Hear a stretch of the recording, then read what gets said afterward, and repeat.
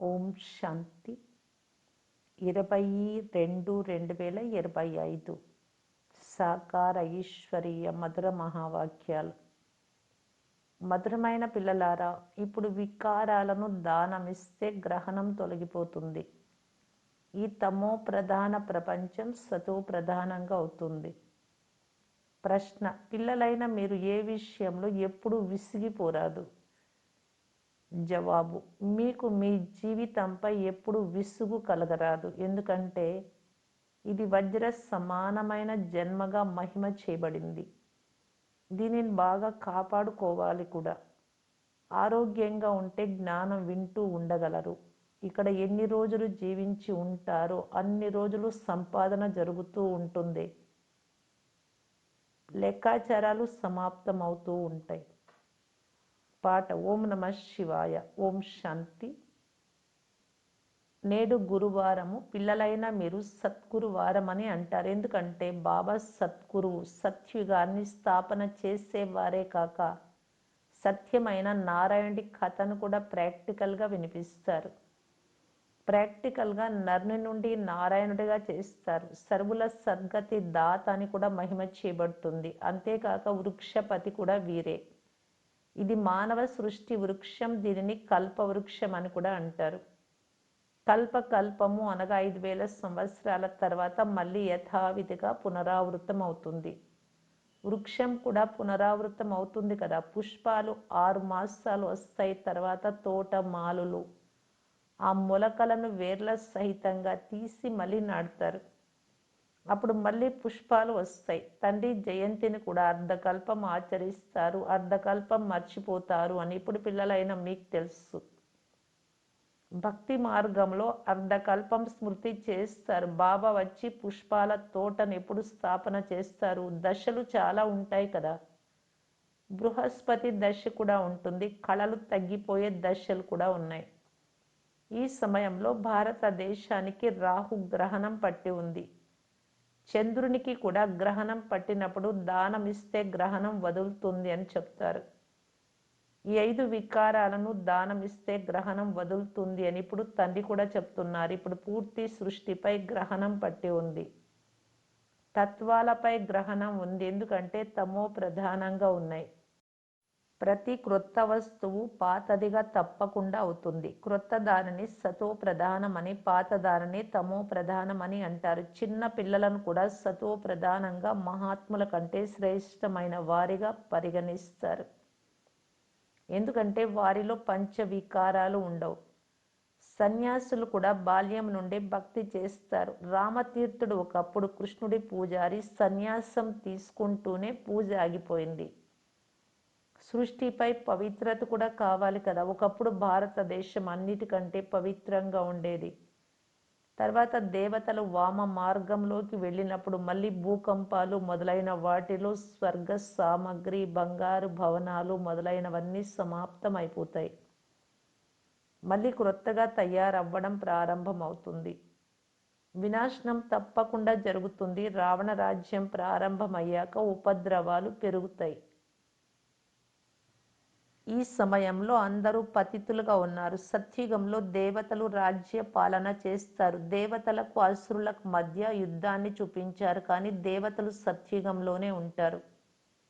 అక్కడ యుద్ధం ఎలా జరుగుతుంది? సంగమ యుగంలో దేవతలు ఉండరు. మీ పేరే పాండవులు. వాస్తవానికి పాండవులకు కౌరవులకు మధ్య యుద్ధం జరగదు. ఇవన్నీ అసత్యాలు. ఇది ఎంత పెద్ద వృక్షం. ఇందులో ఆకులు లెక్కలేనన్ని ఉన్నాయి. వాటిని లెక్కించడం ఎవ్వరికీ సాధ్యం కాదు. అంటే అంతమంది ప్రజలు ఉన్నారు. సంగమ యుగంలో దేవతలు ఉండరు. తండ్రి కూర్చొని ఆత్మలకు వినిపిస్తూ ఉన్నారు. ఆత్మయే వింటూ తల ఊపుతుంది. మేము ఆత్మలము, బాబా మమ్ములను చదివిస్తున్నారు అని పక్కా చేసుకోవాలి.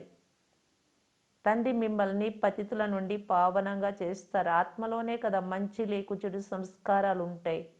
నన్ను బాబా చదివిస్తున్నారు అని ఆత్మ తన అవయవాల ద్వారా చెప్తుంది.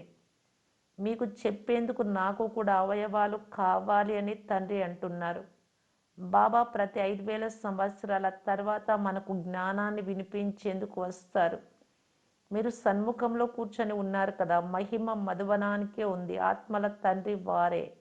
అందరూ వారిని పిలుస్తారు. ఇక్కడ సన్ముఖంలో కూర్చున్నందున మీకు మజా కలుగుతుంది. కానీ ఇక్కడే అందరూ ఉండలేరు. మీ కార్య వ్యవహారాలు, సర్వీసు మొదలైనవి కూడా చూసుకోవాలి.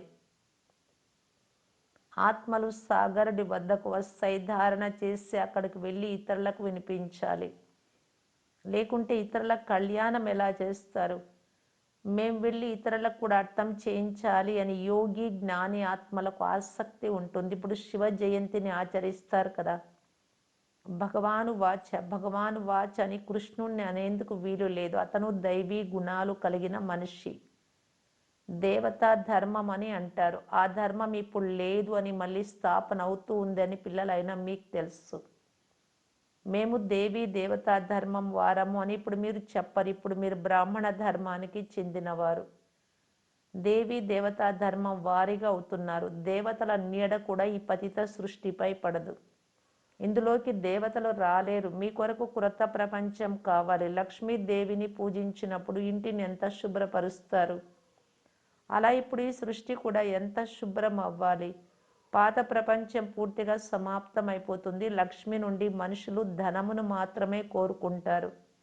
లక్ష్మి గొప్పదా లేక జగదంబ గొప్పదా? అంబ మందిరాలు కూడా చాలా ఉన్నాయి. మనుషులకు ఏమీ తెలియదు లక్ష్మి స్వర్గానికి యజమాని అని. జగదంబ ఎవరినైతే సరస్వతి అని పిలుస్తారో ఆ జగదంబనే మళ్ళీ లక్ష్మిగా అవుతుంది అని మీకు తెలుసు. మీ పదవి ఉన్నతమైనది. దేవతల పదవి మీ పదవి కంటే చిన్నది. ఉన్నతాతి ఉన్నతులు బ్రాహ్మణులు శిఖ సమానమైన వారు కదా.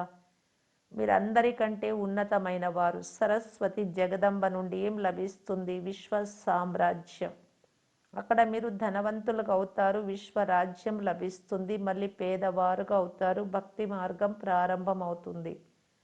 మళ్ళీ లక్ష్మిని స్మృతి చేస్తారు. ప్రతి సంవత్సరము లక్ష్మికి పూజ కూడా జరుగుతుంది. ప్రతి సంవత్సరము లక్ష్మిని పిలుస్తారు కానీ జగదంబను పిలవరు. జగదంబకు సదా పూజ జరుగుతూనే ఉంటుంది. ఎప్పుడు కావాలి అనుకుంటే అప్పుడు అంబ మందిరానికి వెళ్ళవచ్చు. ఇక్కడ కూడా ఎప్పుడు కావాలి అంటే అప్పుడు జగదంబను కలుసుకోవచ్చు. మీరు కూడా జగదంబలే కదా. మీరందరికీ విశ్వానికి అధిపతులుగా ఈ మార్గాన్ని తెలియజేసేవారు. జగదంబ వద్దకు వెళ్ళి అన్ని వేడుకుంటారు. లక్ష్మిని కేవలం ధనాన్ని మాత్రమే కోరుకుంటారు. అన్ని కోరికలను జగదంబ ముందు ఉంచుతారు. మీరు తండ్రి పిల్లలుగా అయినందున అప్పుడు మీది అందరికంటే శ్రేష్టమైన స్థానం. తండ్రి వారసత్వమునిస్తారు. ఇప్పుడు మీది ఈశ్వరీయ సంప్రదాయం, తర్వాత దైవీ సంప్రదాయం వారిగా అవుతారు. ఈ సమయంలోని సర్వ మనోకామనలు భవిష్యత్తులో పూర్తి అవుతాయి. మనుషులకు కోరికలు ఉంటాయి. మీ కోరికలన్నీ పూర్తి అవుతాయి. ఇది అసురీ ప్రపంచం. ఎంతమంది పిల్లలకు జన్మనిస్తారో చూడండి. సత్యుగంలో కృష్ణుడి జన్మ ఎలా జరుగుతుందో పిల్లలైన మీకు సాక్షాత్కారం చేయించబడుతుంది. అక్కడ అన్ని నియమానుసారంగా జరుగుతాయి. దుఃఖం యొక్క నామ రూపాలే ఉండవు. దాని పేరే సుఖధామం.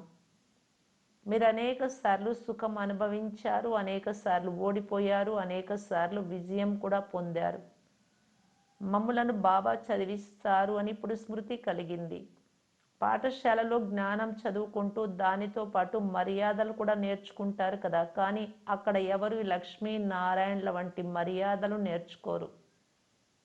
ఇప్పుడు మీరు దైవీ గుణాలను ధారణ చేస్తారు. సర్వగుణ సంపన్నులు అని వారి మహిమనే గానం చేస్తారు. కనుక ఇప్పుడు మీరు అలా తయారవ్వాలి. పిల్లలైన మీకు మీ జీవితంపై విసుగు రాకూడదు. ఎందుకంటే ఇది వజ్ర సమానమైన జన్మగా మహిమ చేయబడింది. దీనిని సంభాలన కూడా చేసుకోవాలి. ఆరోగ్యంగా ఉంటే జ్ఞానం వింటూ ఉంటారు. అనారోగ్యంలో కూడా వినవచ్చు. తండ్రిని స్మృతి చేయవచ్చు. ఇక్కడ ఎన్ని రోజులు జీవించి ఉంటారు అన్ని రోజులు సుఖంగా ఉంటారు. సంపాదన జరుగుతూ ఉంటుంది. లెక్కాచారాలు సమాప్తం అవుతూ ఉంటాయి. బాబా సత్యుగం ఎప్పుడు వస్తుంది అని పిల్లలు అడుగుతారు. ఇది చాలా మురికి ప్రపంచం. తండ్రి చెప్తారు, అరే మొదట కర్మాతీత స్థితిని తయారు చేసుకోండి. సాధ్యమైనంత ఎక్కువగా పురుషార్థం చేస్తూ ఉండండి. శివబాబాను స్మృతి చేయండి అని పిల్లలకు నేర్పించాలి. ఇది అవ్యభిచారి స్మృతి. ఒక్క శివుడిని మాత్రమే భక్తి చెయ్యాలి. అదే అవ్యభిచారమైనటువంటి భక్తి, సతో ప్రధాన భక్తి. దేవి దేవతలను స్మృతి చేయడం సతో భక్తి. కూర్చుంటూ లేస్తూ తండ్రినైనా నన్ను స్మృతి చేయండి అని తండ్రి చెప్తారు. ఓ పతిత పావన, ఓ ముక్తి దాత, ఓ మార్గదర్శకుడా అని పిల్లలే పిలుస్తారు. ఇలా అనేది ఆత్మయే కదా. ఇప్పుడు తండ్రి స్మృతి ఇప్పిస్తూ ఉన్నారు. ఓ దుఃఖహర్త సుఖకర్త రండి, వచ్చి దుఃఖం నుండి విడిపించండి, ముక్తినివ్వండి, శాంతిధామానికి తీసుకెళ్ళండి అని మీరు నన్ను స్మృతి చేస్తూ వచ్చారు.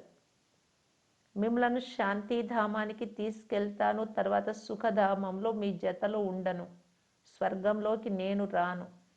ఇప్పుడు మాత్రమే తోడుగా ఉంటాను, ఆత్మలందరినీ ఇంటికి తీసుకెళ్తాను. ఇప్పుడు నేను చదివించేందుకు జతలో ఉన్నాను, తర్వాత ఇంటికి తీసుకెళ్లేందుకు జతలో ఉంటాను, అంతే. పిల్లలైనా మీకు నా పరిచయాన్ని చాలా బాగా వినిపిస్తాను. ఎవరు ఎలా పురుషార్థం చేస్తారో దాని అనుసారంగా అక్కడ ప్రాలబ్ధాన్ని పొందుతారు. తండ్రి చాలా వివేకమునిస్తారు. సాధ్యమైనంత ఎక్కువగా నన్ను స్మృతి చేస్తూ ఉంటే వికర్మలు వినాశనం అవుతాయి, ఎగిరేందుకు రెక్కలు లభిస్తాయి. ఆత్మకి ఇటువంటి రెక్కలేవి ఉండవు. ఆత్మ ఒక చిన్న బిందువు. ఆత్మలో 84 జన్మల పాత్ర ఎలా రచింపబడి ఉందో ఎవ్వరికీ తెలియదు. ఎవ్వరికీ ఆత్మ పరిచయము లేదు, పరమాత్ముడి పరిచయము లేదు. తండ్రి చెప్తున్నారు, నేను ఎవరినో ఎలా ఉన్నానో అలా నన్నెవ్వరూ తెలుసుకోలేరు. నా ద్వారానే నన్ను గురించి, నా రచనను గురించి తెలుసుకోగలరు. నేనే స్వయంగా వచ్చి పిల్లలైన మీకు నా పరిచయాన్ని ఇస్తాను. ఆత్మ అంటే ఏమిటో కూడా అర్థం చేయిస్తాను. దీనిని ఆత్మానుభూతి అని అంటారు. ఆత్మ బ్రుకుటి మధ్యలో ఉంటుంది. బ్రుకుటి మధ్యలో మెరుస్తున్న విచిత్రమైన నక్షత్రము అని భక్తులు కూడా అంటారు. కానీ ఆత్మ ఎలాంటి వస్తువో ఎవరికీ తెలియదు. ఆత్మ సాక్షాత్కారం కలగాలి అని ఎవరైనా అన్నప్పుడు వారికి అర్థం చేయించండి, బ్రుకుటి మధ్యలో నక్షత్రం ఉంది అని మీరు అంటారు. నక్షత్రాన్ని ఏం చూస్తారు? నక్షత్రపు తిలకమునే పెడతారు. చంద్రుడిలో కూడా నక్షత్రాన్ని చూపిస్తారు. వాస్తవానికి ఆత్మ ఒక నక్షత్రం. ఇప్పుడు తండ్రి అర్థం చేయించారు, మీరు జ్ఞాన నక్షత్రాలు. ఇకపోతే ఆ సూర్యుడు, చంద్రుడు, నక్షత్రాలన్నీ నాటక రంగానికి ప్రకాశాన్ని ఇచ్చేవి. అవి దేవతలు కావు. భక్తి మార్గంలో సూర్యుడికి కూడా నీటిని అర్పిస్తారు. భక్తి మార్గంలో ఈ బాబా కూడా బ్రహ్మ బాబా అన్నీ చేసేవారు. సూర్య దేవతాయ నమః, చంద్ర దేవతాయ నమః అని చెప్పి అర్ఘ్యం ఇచ్చేవారు. ఇదంతా భక్తి మార్గం. ఇతను చాలా భక్తి చేశాడు. నంబర్ 1 పూజ్యునిగా ఉండేవాడు శ్రీకృష్ణుడు, శ్రీనారాయణుడిగా. మళ్ళీ నంబర్ 1 పూజారిగా అయ్యాడు.